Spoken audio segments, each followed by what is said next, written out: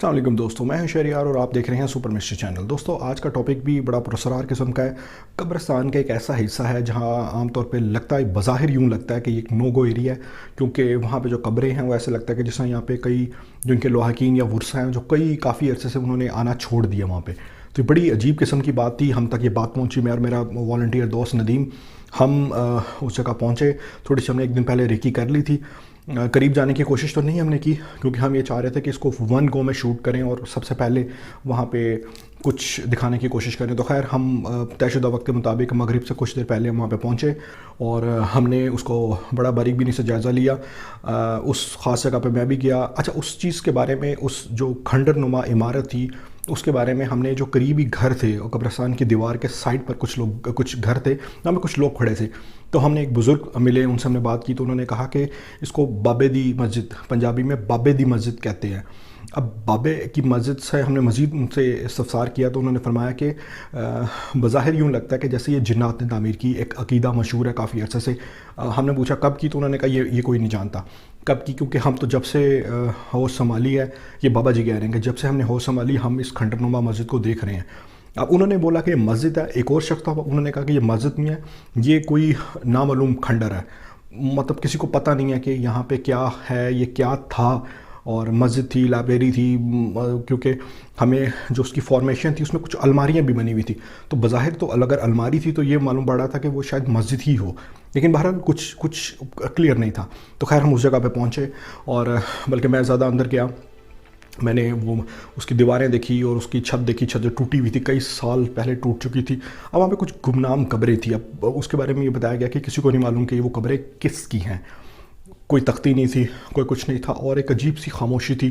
खामोशी से मुराद ये कि किसी इंसान की खामोशी थी, कोई इंसान वहाँ पे नज़र नहीं आ रहा था हमें दूर दूर तक। कौवे बहुत ज़्यादा बोल रहे थे। तो खैर मैंने उसका शूट किया। इस शूट के दौरान, मैं अपनी गिम्बल के दौरान, जो मेरा वॉलंटियर दोस्त है वो जो कि कैमरे के आगे नहीं आना चाहता था, तो वो कब्रिस्तान के एक ख़ास हिस्से में दूसरी जानिब स्टॉक शॉट्स के लिए शूट कर रहा था अपने मोबाइल से गिम्बल के साथ। अब वो वहाँ पे शूट कर रहा था, वो थोड़ा मेरे से पीछे रह गया, मैं आगे तक। तो मुझे जाहिर सी बात है, मुझे खौफ महसूस हुआ और मुझे ये लगा कि जिस तरह उस इमारत के अंदर कोई है। बारीक बीनी से वीडियो बनाने के दौरान भी मुझे एक अनजाने से खौफ सा महसूस हुआ और मेरी कोशिश ये कि मैं यहाँ से भाग जाऊँ, निकल जाऊँ। तो वैसे तो मुझे बज़ाहिर तौर पे कुछ नज़र नहीं आया वहाँ पे, लेकिन मेरे रोंगटे खड़े हो गए थे। ये बात एक सच है कि मुझे यूँ लगा कि जैसे कोई चीज़ हो सकती है, या मतलब कोई चीज़ मुझे कुछ देख रहा है। तो जहाँ मुझे लग रहा था कि कोई देख रहा है, तो मैंने कैमरा घुमाया तो वहाँ पे कोई भी नहीं था। तो अब इसको मेरा वहम समझे, मेरे अनजाने का खौफ समझे, मैं इसको डिस्क्राइब नहीं कर सकता कि, लेकिन क्योंकि चूँकि मैंने अपनी आंखों से कोई चीज़ नहीं देखी थी, तो लेकिन अगर देख भी लेता तो यकीनन अल्लाह ताला की मखलूक है, अल्लाह ताला ने तो ऐसी चीज़ें बनाई ही हैं।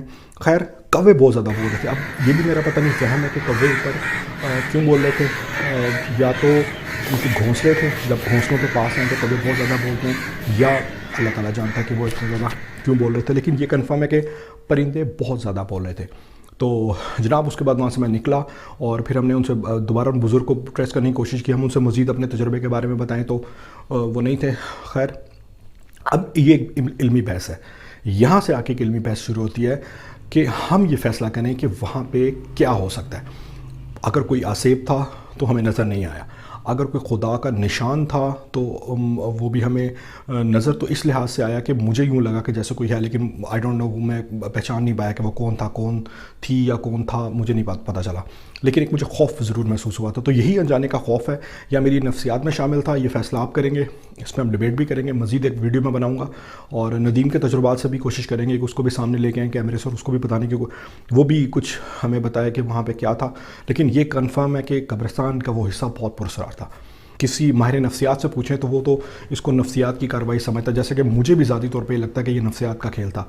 बहरहाल अल्लाह ताला जानता है क्या था, फ़ैसला आपका है। चूँकि हमारे चैनल का मकसद ही एक इल्मी बहस का आगाज़ करना है, तो मैं तमाम दोस्तों को अपने जो देख रहे हैं, जिन तक ये वीडियो पहुँचे, मैं ये दावत दूंगा कि आप इस पर डिबेट करें और इस ईमेल पे आप रब्ता करें। अगर आपको कोई तजर्बात नज़र, मतलब किसी को आपको पता चलता है या उस ख़ास जगह के बारे में कोई न्यूज़ हो, तो हमसे लाजमी शेयर करें। Thank you.